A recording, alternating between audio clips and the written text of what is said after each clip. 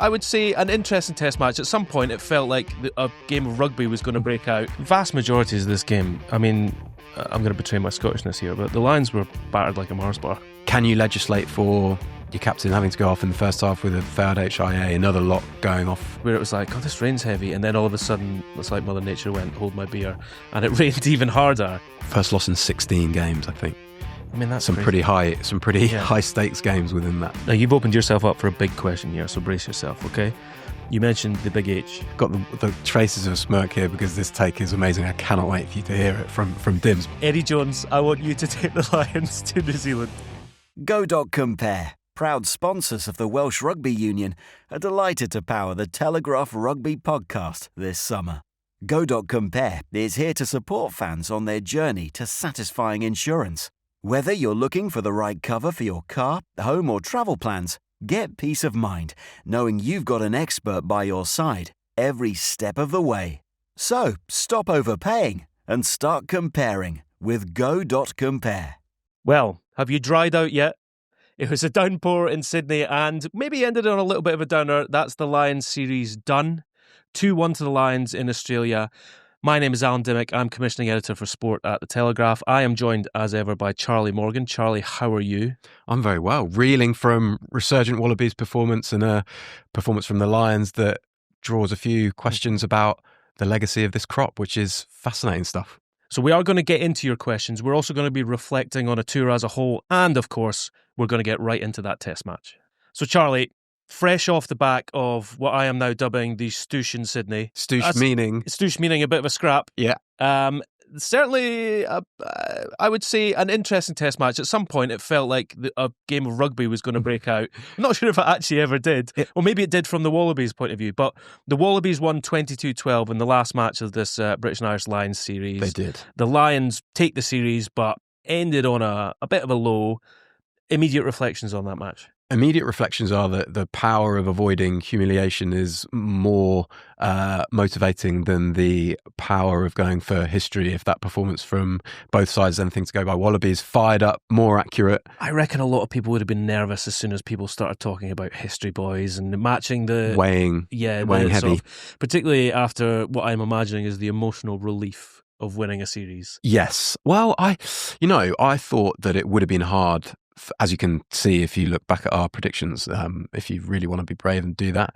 But I thought that the Wallabies... I don't think our rugby writers would want you. No, I certainly wouldn't. But I thought that the Wallabies could potentially be punched out for that third test, having roused themselves so brilliantly with their performance in Melbourne, losing Rob Valentini, but they still had Will Skelton. And Will Skelton in a downpour when the ball isn't often going within 5 metres of a ruck is pretty handy. And then if you throw in a lightning break and he can go further and longer into a game, he becomes more effective. You hear from big-time Hollywood actors and they're always like, it's so much more fun to play the villain than it is to play the good guy. And my word, I mean, we're going to look back on this probably as the Skelton test. Yeah. There was a moment, I'm trying to remember, it was the first half. But so there'd been a big scrap, hadn't there? And there'd been one big scrap in which it was the big one where Skelton, I think, hits a ruck late after a Lions knock on potentially, he gives away the penalty for an illegal jackal, and then he's scrapping someone and he gives away 10 more meters, and the Lions go to touch, and then Finn Russell drops a pass cold, and with perfect timing. After the knock on and before Nico Mashikeli blew it up, he hit Russell late, and it was almost as if he was sort of reeled back from that and went, yeah, I know. He wound up the Lions so much that he eventually found it funny. And every time I see him play for Australia like that, or so the last 2 weeks I've seen him play for Australia like that, and you feel a little bit downhearted that he hasn't got more than 30 caps and that he hasn't necessarily translated how phenomenal he's been in Europe for Saracens and then La Rochelle to the test arena as consistently, and you hope that maybe he can do that over the rest of his career, because what a player. Yeah, and Nick White really relished that role of needling. I mean, there was a point where there was a lengthy injury delay, and obviously we hope all the very best to James Ryan as he was down. And there was a lot of gags going on online about, come on guys, read the room, maybe let's not play Sweet Caroline whilst this lengthy injury delay is going on. But there was a moment where there was an injury delay in the game, and Nick White had no problem going, this is probably an opportune time for another little bit of argy-bargy. To wind up Tom Curry. Yeah, I really wondered, that was one of the sort of the emotional strings, I guess, that the Wallabies were pulling, wasn't it? That we can't be humiliated and lose 3-0 here. We're playing for pride. After that first test, when people were saying, "Where's this famous Aussie grit?" that we used to hear. Yeah, and they found it in Melbourne. But then for this week specifically, they were avoiding the whitewash clearly, avenging the sort of the bitterness that had come around with the final penalty in Kyle Tizana and Jack Morgan in that exchange, and then also they had another subplot was sending off Nick White, and I thought the moustache thing was kind of funny, but also kind of like, yeah, is this working? Is this going to is this going to be an actual kind of factor in the game? And Nick White was fantastic. And the Wallabies, clearly, it meant a lot to them to send him off in an inappropriate style. I think he's actually going to end up playing a bit more because Jake Gordon's injured, but they channeled that very well. Vast majorities of this game, I mean, I'm going to betray my Scottishness here, but the Lions were battered like a Mars bar. Yeah. They in those, if you want breakdown violence and if you want conviction and commitment to just be a little bit more important than technique, I think you want to be coached by Laurie Fisher and Joe Schmidt for a week, don't you? They were fantastic around there, and they held the ball more easily than the Lions. They were more disruptive in defence. Jack Morgan got a jackal turnover, didn't he? But it wasn't even just that. Like, there was a moment where Skelton, who was obviously a focal point of this game, gave a lovely tip-on pass to Taniela Tupou. Yeah. Who, welcome back to this big stage, Taniela Tupou, just hared through, and it was like, okay, that's the barometer of this game. Well, let's. You're right. You're so right there. They married sort of the accuracy and a little bit, or as much ambition as they could, and handling skills actually with that conviction we're talking about we need. And a really kind of seminal passage was, so the Lions are pressing on the 22 at 0-0. This is at 0-0. Tom Curry slips. Billy Pollard is over the ball. They win a breakdown penalty. The Wallabies go up the other end and they run off the back with Will Skelton playing. I think it's Nick White off an inside ball, and then they go wide. And there's a pass that goes across. I think it's a couple of forward runners to Tom Wright, and his kick down the line allows Dylan Peach to muscle Hugo Keenan over the try line, and that's what brings about their first try. And 5-0 in a game like this with the biblical rain that we saw is a huge lead. And from there, everything else that they were good at really made the Lions pay. Now, I'm glad you mentioned the rain there, because I said at the very top of this podcast, maybe you've dried out. So for anyone that somehow missed that final test match, it was, I think it's safe to say, that rain was biblical. Yes. It was. There was actually points of the match where it was like, oh, this rain's heavy, and then all of a sudden it's like Mother Nature went, hold my beer, and it rained even harder. And the Wallabies coped with it fantastically well. The Lions did not seem to at all. And there was a point 2 minutes into the second half where we got a delay, because within 10 kilometres there was a lightning strike, and we had a minimum of a half-hour delay. It ended up being closer to 40, 50 minutes by the time play got underway, and it was like, wow, we've still got a whole half of rugby to go. A lot of stuff managed to get crammed into that period of time, and I just want to talk to you about this, because it was kind of bizarre, and I suppose this was the moment where you're like, right, the Lions are completely underneath Australia here on this one, because there was a point where they were showing live, and there was a thing where we had for this series where you could see the Lions in their dressing room and the Wallabies at halftime and before the match and after the match. Obviously, this was a weird moment 2 minutes after halftime, after we'd played barely any rugby at all. It'd be remiss as well to not mention one of the glaring things, and this is going to be a big talking point after the game. Obviously, we had all the talk last week after the clear out in leading up to the Lions winning try. Jack Morgan goes in, everyone's up in arms. Carlo Tizzano's gone down holding his head, and everyone's saying this needs looked at. In real time it was looked at, and it was decided it was a rugby incident, and the try stood and everything went on. We've had a lot of discussion about it. Dan Sheehan's a very lucky boy, isn't he? Because there was a moment where he went into a clear out with Lina. Lina eventually played on a little bit and then eventually was taken off for an HIA, failed that. He's not the only player to fail an HIA in this game, because Maro Itoje also went. And Tommy Freeman. And Tommy Freeman. Third of four. So But that moment, everyone was up in arms going, why has this not been reviewed? It Yeah. wasn't, and the game played on. But Sheehan's a lucky lad, is he not? Sizzling irony here is, does he get saved by Tom Liner's lack of reaction?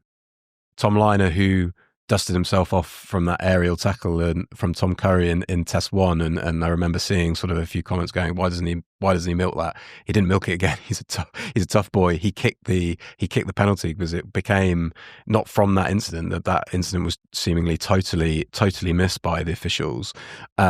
But a few phases after that, Australia eked out a penalty and they kicked it for 8-0. Liner kicked it for 8-0, and it's on his run back into the Australia half to receive the restart that I think it's Nick White sort of taps him and goes, medics need you, mate. You need a head injury assessment, and he's off for the whole of the rest of that game with Ben Donaldson replacing him. So yeah, absolutely. I think if it's an interesting one if it goes to the if the officials pick it up and if it goes to the bunker, because it's certainly a yellow. You're looking at getting it upgraded to a 20-minute red card. It's one of those that looks so violent that it brings in the capability of the ref to make it a full an old school red card. So yeah, that avoided a talking point, but Lions certainly lucky. So another big thing about this game was the fact that the Lions went for a 6-2 bench. Yeah. In hindsight, selection. Did they get it I certainly think there's the selection point for me is how, and I mean selection generally as well, not just I think bench. the 6-2 bench I think is the right call. Given that game was just about so much of that game was around, around the breakdown. The line out fell apart. The as soon as the Lions had gone with. Had got asked those guys to back up for 3 successive tests, including the whole back row. Yeah. I think they needed a lot of cover in the pack, and I think they would have needed a lot of cover in the pack anyway, given the conditions. What you then need is to balance the backs accordingly, and then can you legislate for your captain having to go off in the first half with a failed HIA, another lot going off failed HIA just after half time. And then you've also got to look at the skills of the line out just completely breaking down under potentially a defensive masterclass from Jeff Parling. I think it's fair to say that back line, we believe that Sione Tuipulotu was fit and available.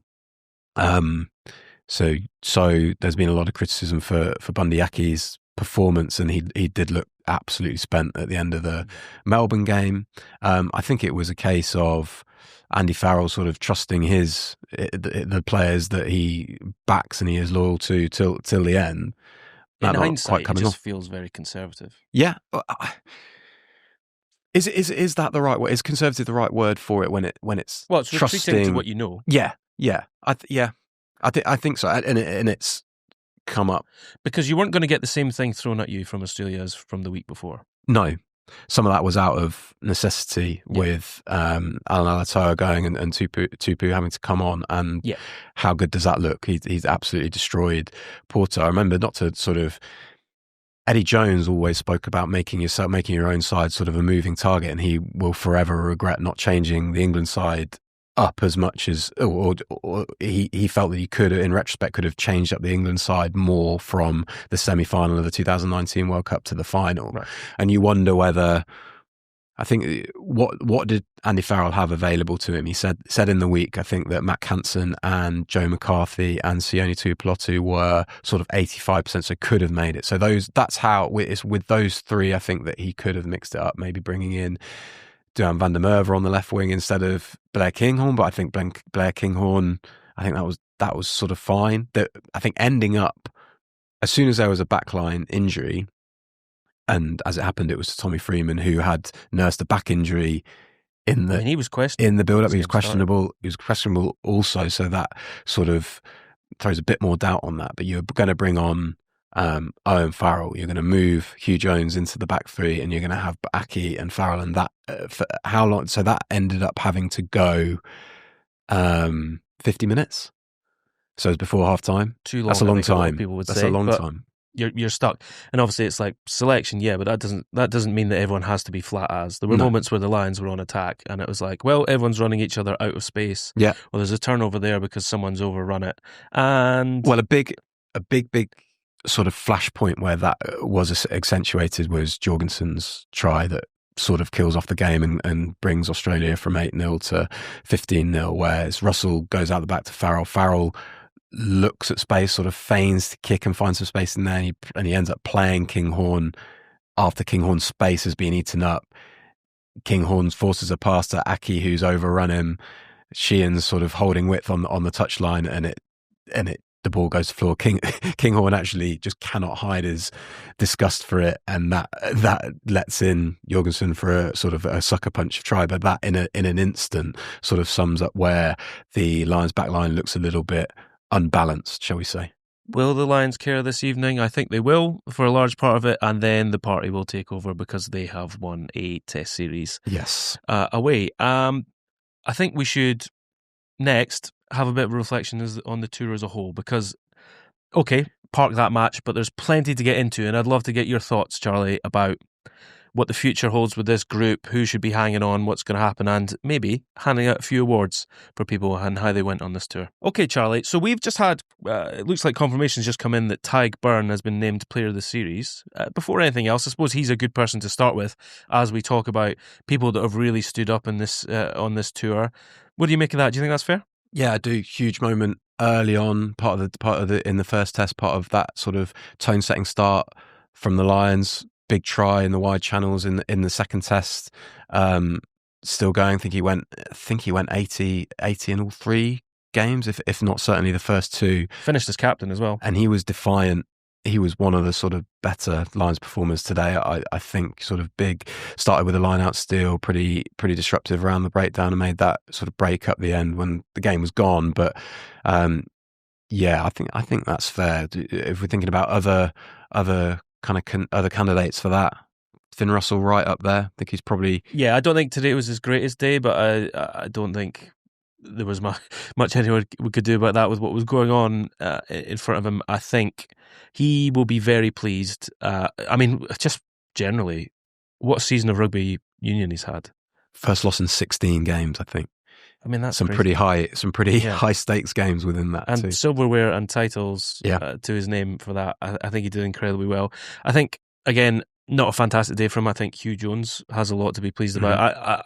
I mean, I've gone on record on this podcast before saying I'll be pretty sad if Gary Ringrose doesn't play any part in any tours, because I think he's been exceptional and he seems like a fantastic tourist. In his stead, though, Hugh Jones has been phenomenal, and I think he needs very much. And the captain, Maro Itoje. Just obviously real shame for him to not see out this series at the end, but I think interestingly quite a few comments about his leadership or his playing style. And I remember after that first game, I mean, God, cast your mind back to that match against Argentina that the Lions lost, and it was like, well, what's going on there? A few question marks about Maro Itoje, and I think he's roundly answered them by the time we've got to the end of this tour. Absolutely, yeah. Is there anyone else that you think deserves mention? It doesn't have to be players either. Tom Curry. I think it's just really, really interesting that there are now such a range of coaches who have trusted him in test matches to bring that total ferocity. Shame to see him. Be interesting to see how his body kind of holds up. I think he certainly needs a operation on wrist ligament damage. He limped off quite ominously at the end there. I think Sale Sharks fans will be, given that back row was potentially an area where the Lions could have refreshed the side sort of ahead of this third test. That'll be really disappointing for Sale Sharks fans and Tom Curry, of course, himself. Elsewhere, Jamison Gibson Park, again, pretty tricky day at the back of some sodden rucks today, but very integral to the good stuff that the Lions did. Ellis Genge, I think, deserves a shout out. He started like a train against Argentina and has proven to be a very popular, seemingly very popular member of the squad. Tadhg Furlong rolled back the years as well. Dan Sheehan's sort of standing, I think, and reputation maybe around the world has taken another edge forward. So lots of candidates. I think looking at the other characters as well, do you think someone like Aled Walters just seems... I know we haven't had an awful lot of dispatches, but it seems like all the tour videos that we've had coming out and everything, that he always seems to be a character that's always in the middle of things. I'm really interested by how he would reflect on today, And because he would have had a big part in sort of feeding in the information to Andy Farrell about the selection and saying, look, these guys are good to go, or these guys need another rest. And he clearly thought or felt that a lot of that side were good to go. And he would absolutely pride himself on getting players to peak. And now what we should say is that we cannot ignore the fact that the Lions won the series last week. And therefore, as much as they were saying, look, this is about history, and as much as the initial plan would have been to peak for the last week in case it was a decider, it wasn't a decider. So it was not as concrete sort of a motivation. It was all about the Lions and how they frame themselves.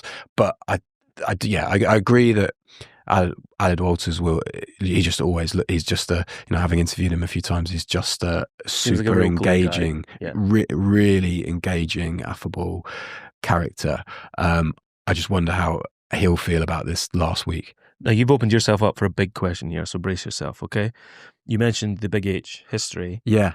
There was a lot of chat out of the Lions ahead of this game. They were gunning for history. They were going to try and match the guys in 1974 with a Test series clean sweep. Did not transpire that way. Now, with that gloss on, I know I'm asking you to look a little bit further down the line here, but how do you assume we're going to look back on this tour and this vintage of Lions? Do you think it's going to go down as one of the great tours, or do you think it's going to be one of those where it's like, oh, well, of course, the touring sides that they were playing, the series didn't really kick off until the Test 2 midway through, I think they had an undeniably great moment and an epic test at the MCG and an epic contest that they won, and they will have that up in lights forever. I think as a whole, they've managed to win a series while playing at close to capacity, maybe for a max of 50 minutes in any given game. And I think that is. Well, you were talking about the points. What Will Stewart's try. This means absolutely nothing, by the way, but it's just a very neat and quite funny way to sign off the tour. Will Stewart's try actually took the Lions ahead 68-67 on aggregate across the 3 tests, which is just nuts, and also plays into how to stress that means 0. It was the series was won. Aggregators. Before. Charlie thinks that this is important. This, instead of the golden point, this is what it actually should have been. No, it means nothing, but it does just does go to show how dominant Australia were today, despite the conditions, and how it also shows that the Lions were superior in the first test without kicking on, and it shows that they had to dig themselves out of a massive hole at the MCG as well. So they will be I think they will be remembered as a side that in flashes looked really quite promising without necessarily hitting their straps for long enough in the game to be really, really convincing as a team. That's an interesting point about Australia, where they are, because after that first test, I think people all over the world were ready to write them off. Yep. And then we had, rightly as you say there, an epic in Melbourne.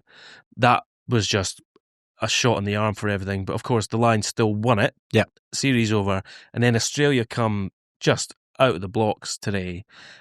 And I think a lot of people are going, well, if Australia can then put in a bit of a performance against South Africa when the Rugby Championship starts again, or at least look presentable, then suddenly the narrative, at least around the test team, nothing from this can just magically fix an entire nation's approach to a sport. But it puts a little bit of gloss on it for them. Yeah, They've got a bit of a spring in their step. Joe Schmidt probably enjoys the spikiness of this all, and taking that to the Southern Hemisphere rivals will be great. We've got a World Cup coming up pretty much hot on the heels of this, and okay, Joe Schmidt won't be there for that. Les Kiss has got a hell of a job on his hands, but suddenly things just feel a little bit better for Australia. And it's funny how things can just sort of swivel, because we were talking about, should the Lions be touring Australia in the future? And our friends in France are waiting in the wings, and they're absolutely gunning for this. And there's talks going on, and we'll see where that goes. I think now, I would be stunned if in 12 years' time the Lions don't go there. Australia. Yes, absolutely. I'm going to steal this point brazenly off a friend of the pod, certainly a friend of us, Bobby Bridge, who said, look, if the legacy of this tour is that Australia, that it's a shot in the arm for Australia ahead of their home World Cup, then happy days.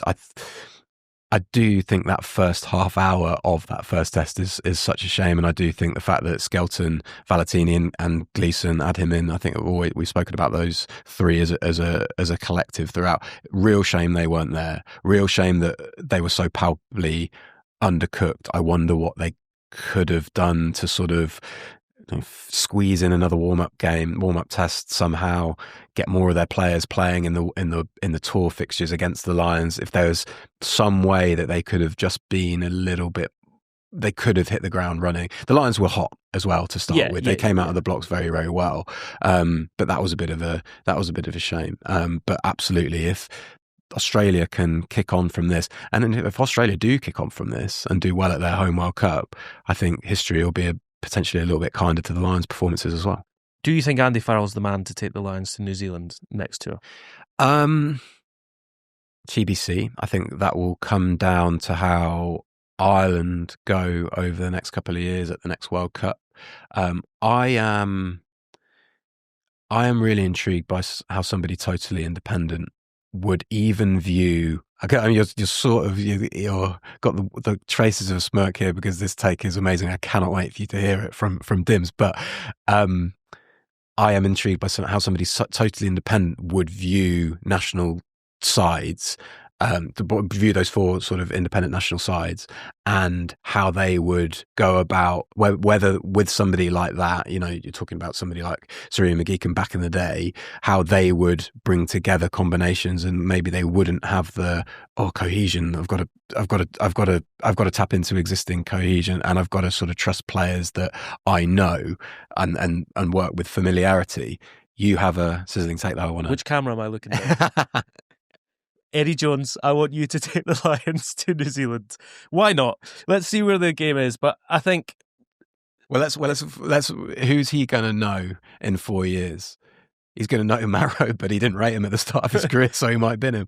But listen, we got to, I think, the cream of the British and Irish game tends to rise to the top anyway. And it's funny, looking back all those months ago when the Lions initial squad was named, and it was sort of like, it didn't feel like a huge amount of animosity around it. It's sort of, a lot of it picked itself. It was very sensible. Eddie Jones is very good at picking just completely left field names that aren't going to play any part whatsoever. Yep. It'd be great entertainment for all that. Bit of needle. Where's he going to be as a coach in that time? I don't know. Is anyone at this point taking my hot take seriously? But I think the point is that how cool would it be to have a sort of bombastic, totally left field name that's totally unattached and can just come in and, and I just find it really interesting with somebody. Who does a total outsider rate? Having said all this, let's just go. Andy Farrell totally deserved to be coach of this tour, right? I don't think we're disputing. There was no other candidate anywhere near. No. Feats like taking Ireland to turn over the All Blacks, in their backyard and things like that. Who's a coach that is leaving a job pretty soon, who is very highly rated and made this series pretty interesting? Joe Schmidt for the Lions, coach in New Zealand. He's a Kiwi. It would be very interesting to see. With what you'd get with come Joe. On, Farrell, let's be honest. Farrell's getting first shot. If he wants it, he's touring. Yeah, no, he is. You're right. You've got my head whirring now with Eddie though. If Eddie would really fancy turning over the All Blacks. Good choices lead to great moments. Like when a clever dummy pass leads your team over the try line to victory. Making a savvy move and finding the insurance for you can feel like a win. Go.compare can help you take control of your financial decision-making. Get quotes in minutes and switch to more satisfying cover with confidence. It's your safety net. Sorted. Rugby teams don't run the same moves week in, week out, so you shouldn't just let your insurance auto-renew out of habit. Explore your options and see if you can score an even better deal. Go.compare is powering the Telegraph Rugby Podcast this summer and empowering you to make savvy decisions when it comes to your finances. We're going to get into questions now, and thanks to everyone who's sent these in, but I'm just going to ask you just a very quick fire sort of prizes, as you were, sort of awards from this tour. Who's your unsung hero of this tour? Is there anyone that you're like, they might not have got all the plaudits in the test series maybe, but they deserve a little bit of praise? Oh, I don't know why this name's coming to me. Regular listeners will know I big this guy up so much. But Ben White arrived, added a bit of energy, was excellent in those warm-up games where the Lions could have lost a bit of impetus. Finlay Bealham the same. How about Bealham is the name that I have at the top of my head. He looked like a riot to be around, and he was super emotional when he got the call up. We know after poor Xander Ferguson got injured. Those two. Quick try of the series. Thomas Williams versus Western Force. Oh, lovely. Yeah, nice.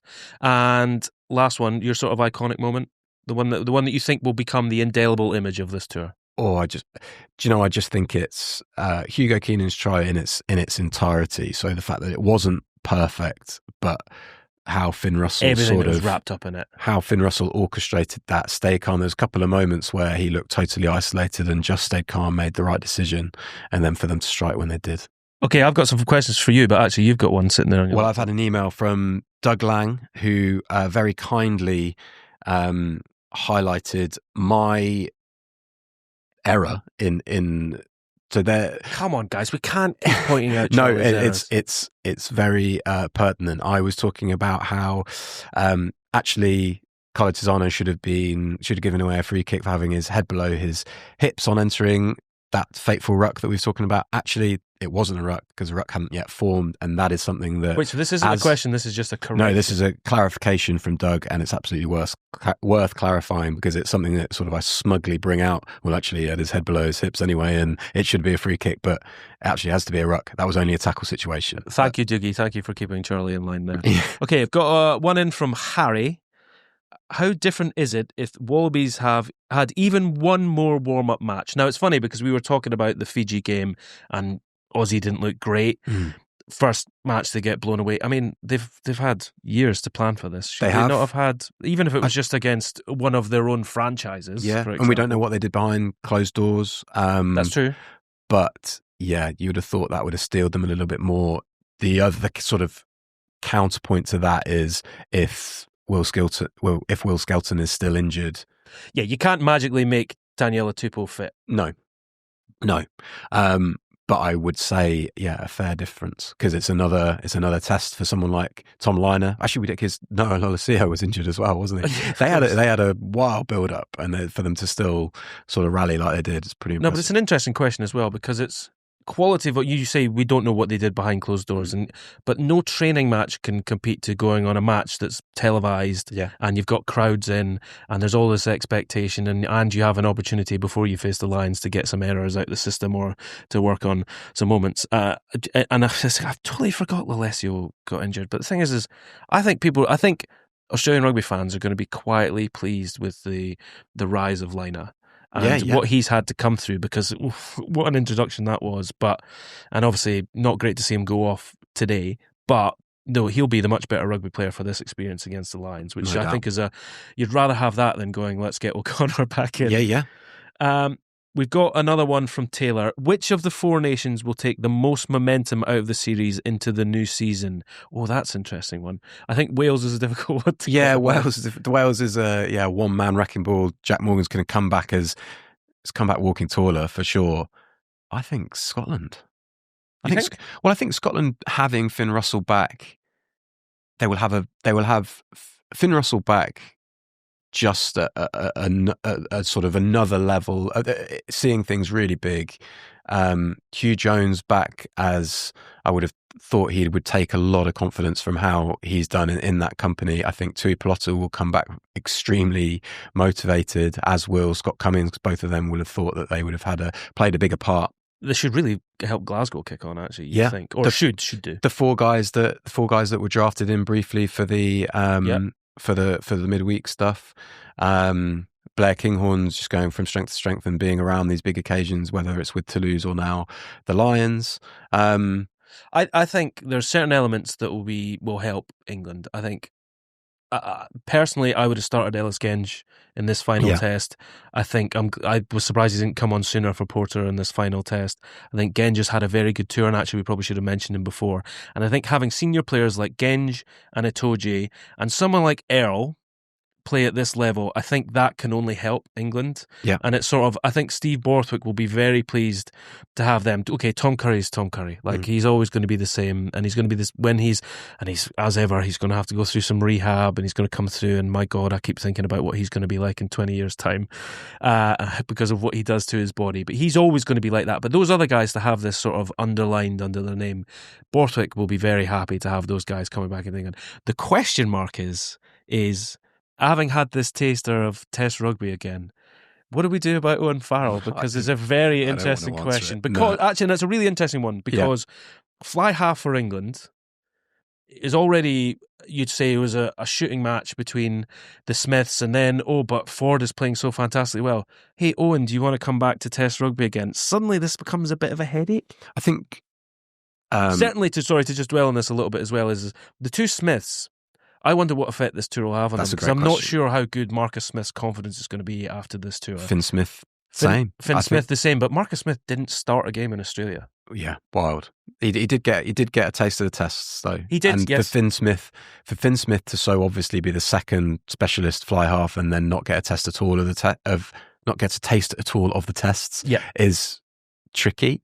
The Owen Farrell question is fascinating. I've been pretty consistent, I hope, in saying that for him to get back anywhere near the England fold, I think he has to want to do it, and he has to keep himself sort of opt in, I guess, to it. He might opt out, and he has to have at least. Actually, you'd want 2, 3, 4 months, half a season of him playing really assured stuff for Saracens, and that's going to be just an amazingly interesting subplot of the next Premiership season, how he goes for Saracens. And if anyone out there is asking, well, what about Ireland? You haven't mentioned Ireland. That machine keeps rolling.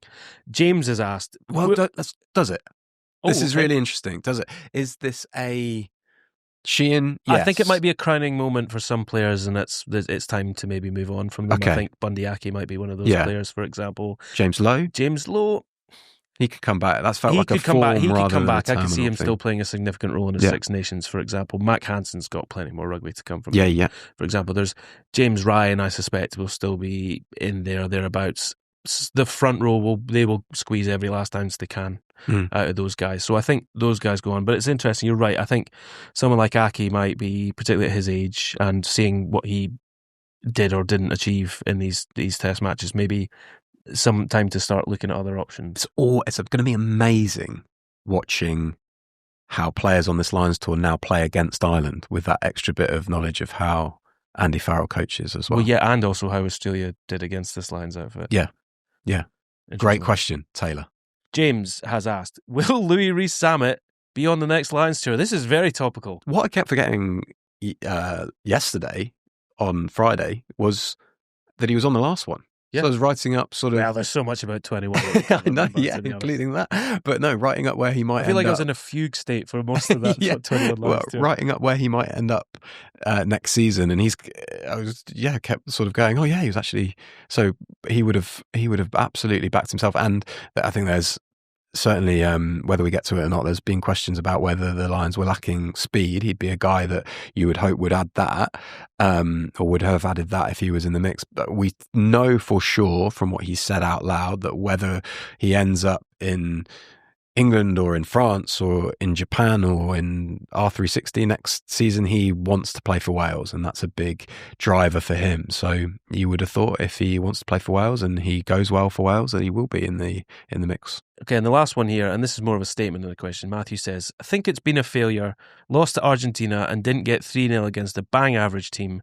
Also played awful rugby to watch. Now that's an interesting last point. That's been a big narrative that I'm not sure I totally recognise. I'm not sure it's always been awful to watch. Today was probably out of necessity. The Wallabies did look more assured with ball in hand, were more accurate with what they tried to do. It was the lack of accuracy in that third test that just seemed weird. Like I've mentioned it already, but just guys running each other's lines and sort of coming dead flat. And part of that's not end of a tour. No, and part of that you have to say is probably down to the back line that ended up being there. You finally got your Frankenstein's monster back. Yeah, but it was so Aki, and to talk about that really quickly, that Aki Farrell sort of partnership. they wanted that on the pitch for the end of the second test, and it helped them go to width because you had the two distributors, Russell and Farrell, and you had Aki running hard lines, and they put a back rower out in the back line for strike moves, and they played to width. Today, when they had to move the ball from sort of from situations that weren't set piece situations, it did look extremely clunky, and they paid the ultimate price with the Jorgensen try. Okay. For me, I think there were sparks. There was moments. Yeah. You'd be like, I think there'll be moments where we'll look back, and in 5-6 years' time, we'll be on whatever social media we're all on by that point. There'll still be clips being pumped out, and they'll be like, oh yeah, remember that moment. But I think that was really good. I think I think you're right, but I think it's the disappointment is that they were sparks, and they were passages of 5-10 minutes and nothing more. Brilliant. Well, thank you very much for sending in your questions. That's it. That's a wrap. The Lions are heading home. I suspect there'll be a big old party in Sydney tonight, tomorrow, whenever. Maybe someone will be going for Mike Tyndall's records of tinnies on the plane home. Let's see. We'll get the dispatches of that. And of course, I'm sure we'll get lots of fallout. With that in mind, please stay with us at Telegraph Sport, because our guys on the ground, and I have to give a great thanks to Gav Mears, Dan Schofield and Oliver Brown, as well as Charles Richardson's contributions and Charlie's fantastic work for everything they've done. You have to come by Telegraph Sport to see all of it. A massive thanks to everyone who's listened to the podcast over this series and contributed with your questions. We're going to be taking a short break now, and then we'll be back with you in the autumn for much more Test rugby. Until then, see you later. Go.compare, proud supporters of the Welsh Rugby Union, is the go-to comparison service for savvy savers. We're delighted to power the Telegraph Rugby Podcast this summer and help listeners make good calls on their insurance, energy and more. When things get tough, Go.compare has got your back.